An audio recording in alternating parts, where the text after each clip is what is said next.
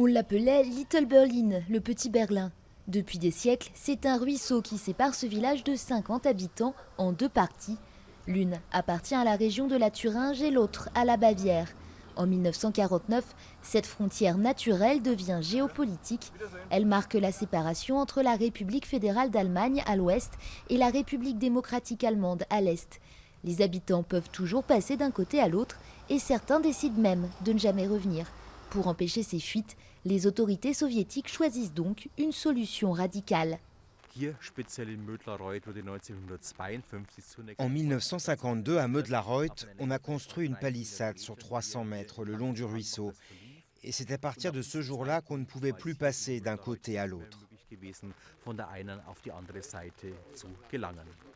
Une palissade jugée insuffisante qui sera transformée en mur de béton de 700 mètres de long en 1966. Surveillé jour et nuit, il est même interdit de se saluer et comme à Berlin, les familles sont déchirées.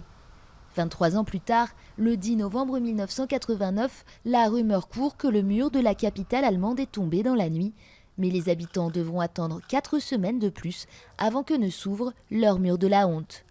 À cette époque, Arnold Friedrich est le maire du côté ouest et un interlocuteur de choix pour tous les médias étrangers. La dernière question des interviews était toujours « Qu'est-ce qu'on peut vous souhaiter ?» Et je répondais « J'aimerais boire une bière de l'autre côté ». Et en décembre, c'est devenu réalité. Aujourd'hui, Mödlareuth a retrouvé sa tranquillité, mais garde encore un bout de son malheur dans un musée à ciel ouvert que visitent 70 000 personnes chaque année.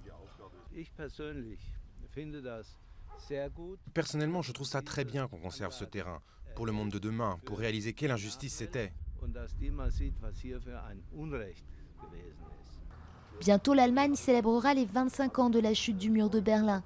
Et en décembre, Mödlareuth célébrera à son tour sa propre réunification, plus discrètement, mais avec tout autant d'émotion.